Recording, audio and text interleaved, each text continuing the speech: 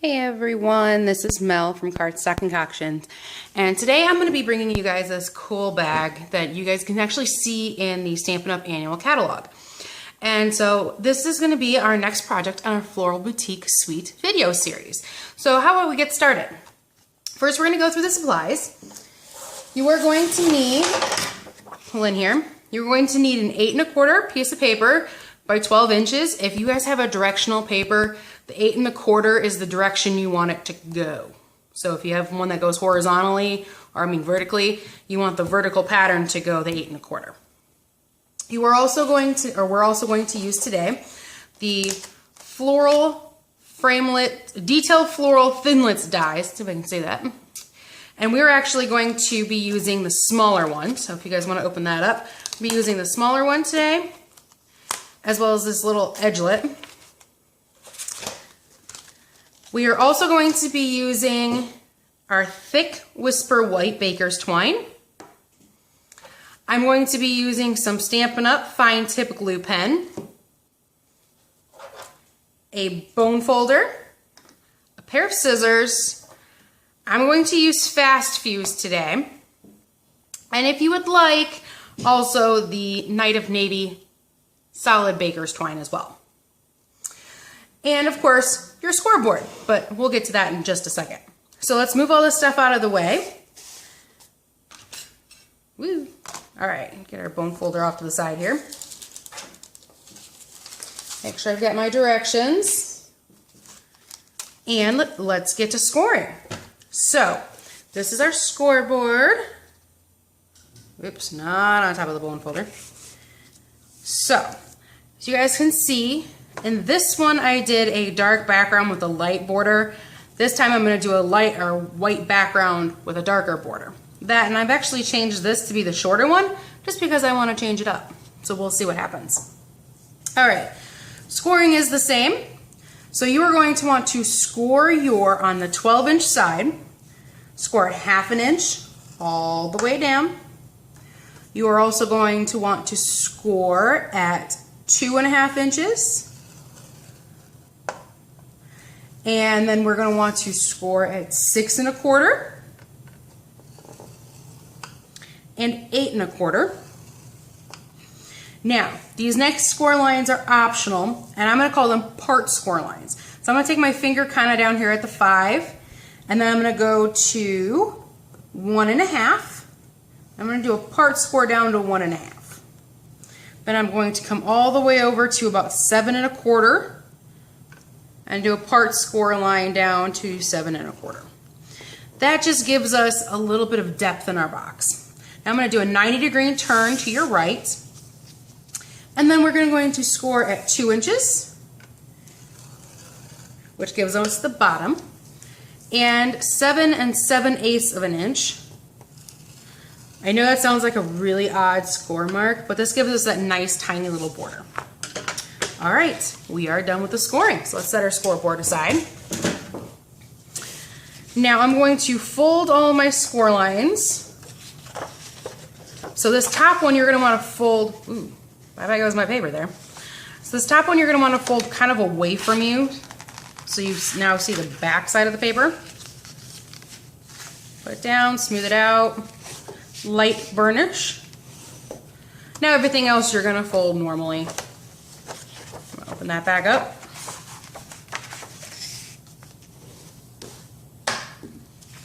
Skip that middle partial score line, by the way. You're going to want those to actually go in the opposite direction. All right, as we are going to keep going here, there's a couple more score lines we got to fold. Make sure we don't completely go off the reservation with the score lines here.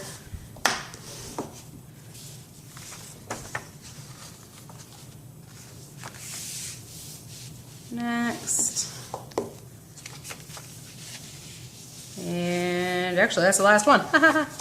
Oh, the bottom one. I forgot the bottom one, guys. All right. Okay.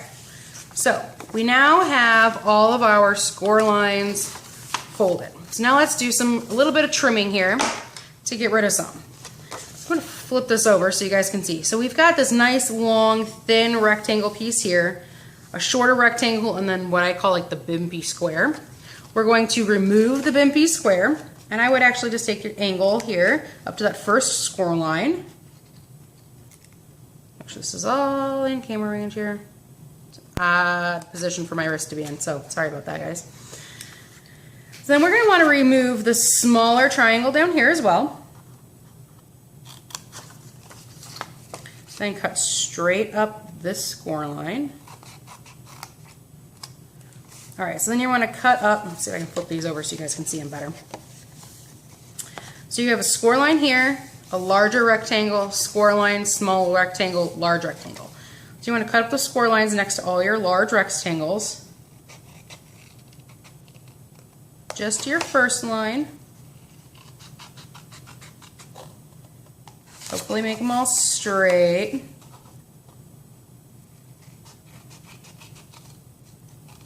All right, and then you want to taper your edges slightly. You guys can see that in camera range. How about that?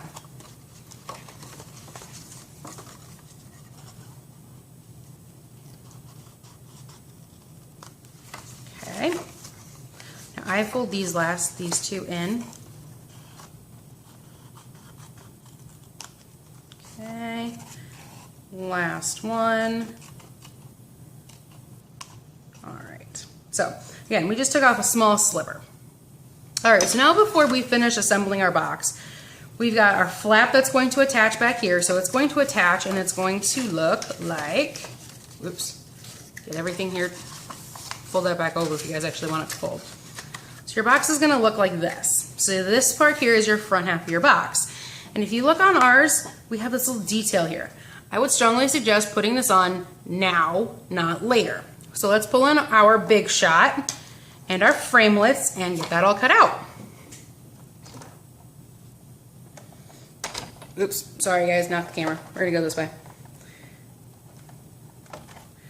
All right, so what are you going to need? You're gonna need a piece of Night of Navy cardstock that measures 3 3/4 by about 2 1/2. And you're not gonna use the full 2 1/2, but it'll work. Then you're gonna need your thin edgelet, your smaller one. I won't say your thin one, but your smaller edgelet. So I've got my sandwich here is my magnetic platform, my first cutting plate.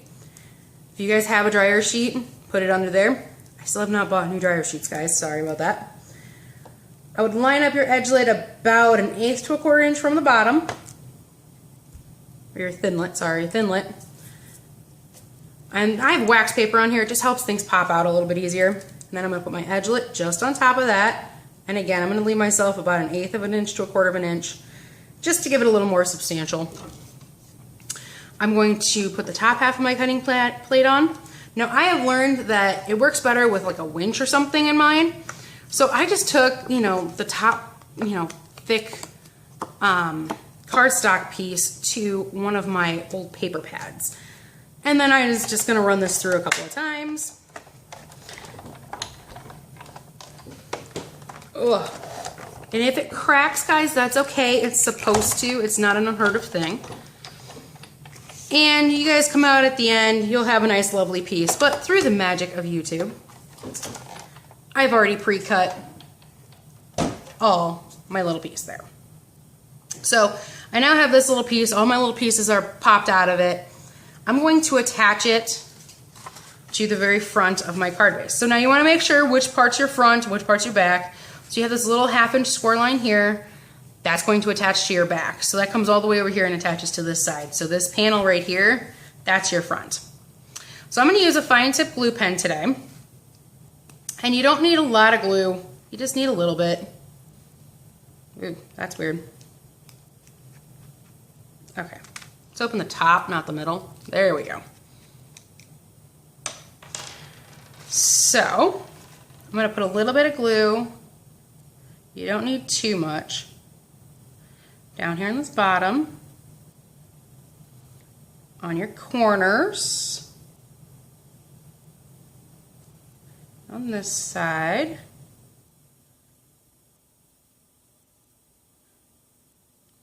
And we should be good. All right, so we're gonna take this, see this bottom edge here. We're gonna line it up really close to that bottom edge, but not quite on the edge, so just a hair of a whisper away. Stick it down. Hold it for about, 30 seconds or so, just until everything sticks down. Da da da da da da da da da da da. You guys like my craziness for today? Now we're actually going to attach the rest of the bag. So I'm going to fold over this little half piece here, half-inch piece. I'm going to use fast fuse. Tear tape also works wonders for this. Run a strip down there. Fold all the way over. And as I'm doing this, oh, don't stick down, don't stick down. If anybody needs any of the directions or anything like that for this project, go ahead and click the link in the description bar below. It will take you to my shop. I can't see that. We're actually gonna flip it this way. There we go. Line it up. Okay, why is mine not lining up today? There we go. Ah, there. Line up, line up, line up. There we go. We have to kind of reinforce our score lines. There we go. Not sure what the heck was going on there. Yeah, that's better. So now we have the front of our bag. Push the back in, this is the front. So again, directions are in the description bar below, along with all of the supplies that you need. If you need to purchase any supplies, you can do that on my store as well. Go ahead and fold the back over. So now you have a really cute little bag. Now, at this point in time, you can either just take these two edges, pinch them closed. Ooh, I'm actually gonna go get our gold paper clip. That'd be really cute. Okay, hang on, I'll be right back. Ideas. Hey, okay, so I went and I got a gold binder clip. They're new this year to Stampin' Up. I'm gonna use that instead of the baker's twine. We're gonna see how well that looks. Gives it just a touch of a little bit extra. You don't even have to flip. I don't like that with the flip things down. So we're gonna push those back up again. All right, I like that. That's really cute.